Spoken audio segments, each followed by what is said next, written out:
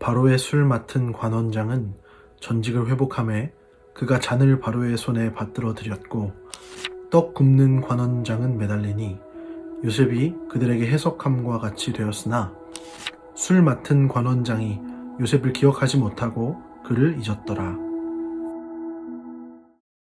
요셉은 여전히 감옥에 갇혀 있습니다. 하지만 그는 그곳에서도 좌절하지 않고 성실한 삶을 살아갑니다. 요셉은 그곳에서 다른 죄수 둘을 만나는데요. 그들이 동시에 꿈을 꾸는 일이 있어서 그들의 꿈을 해석해 주었습니다.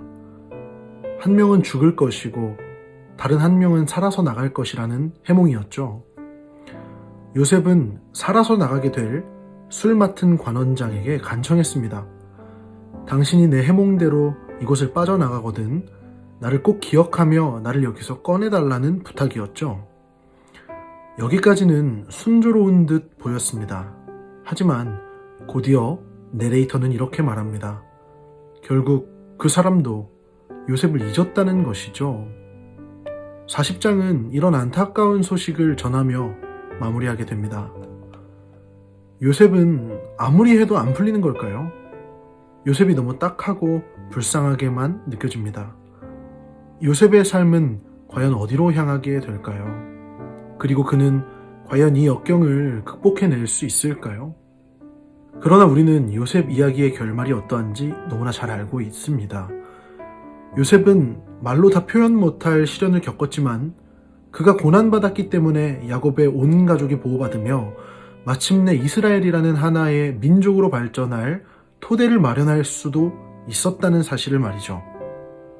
하나님께서 요셉을 쓰셨습니다. 누구나 하나님께서 보이신 지혜와 이루신 놀라운 일들을 보면 그에게 영광 돌리지 않을 수 없을 것입니다. 그런데 그 방식은 너무나도 놀라웠습니다. 아버지 야곱과 형들을 위해 그리고 훗날의 이스라엘 민족을 위해 요셉이 종으로 팔려갔던 것이죠. 성경은 하나님을 다양한 이미지로 나타내는데요. 특별히 로마서에서는 토기장이로 묘사되기도 했습니다.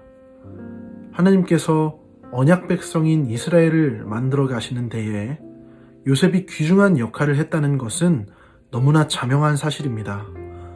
그런데 요셉을 귀히 쓰시기 위해 하나님께서 사용하신 방법을 보세요. 우리가 인간적인 눈으로 보기에는 별로 사모하는 마음이 생기지 않는 그런 모습입니다. 그러나 사람의 눈으로 보아서는 그의 인생이 이해되지 않을지라도 하나님의 눈으로 볼 때는 그의 인생이 이해되는 것을 경험합니다. 사람들이 종종 하는 말이 있습니다. 둘리가 아니라 고길동의 마음이 이해될 때 어른이 된 것이라고 하죠. 우리 신자들의 인생이 딱 그러한 것 같습니다. 사람의 관점으로가 아니라 하나님의 관점으로 해석할 줄 아는 눈이 생겼을 때 우리는 그런 사람을 영적인 어른이라고 말할 수 있을 것입니다. 사랑하는 청년 여러분, 사람의 눈으로 보아도 너무나 보기 좋고 부러움을 살 만큼 아름다운 인생을 살고 계시나요?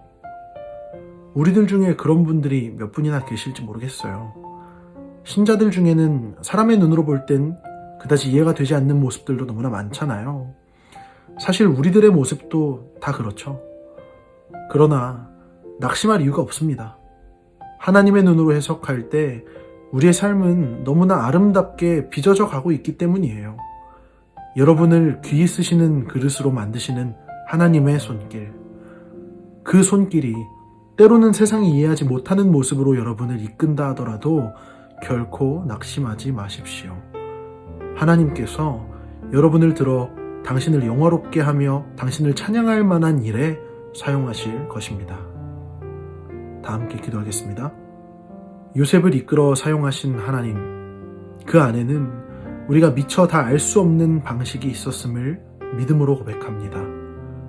우리가 모든 것을 다 안다고 말하지 않게 하여 주시고 하나님께서 이끄시는 모든 길을 겸손한 마음으로 따라가게 하여 주시옵소서.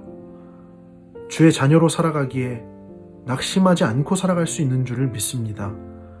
사람의 관점을 내어버리고 하나님의 관점이 바로 서도록 은혜 내려 주시옵소서. 예수님의 이름으로 기도합니다.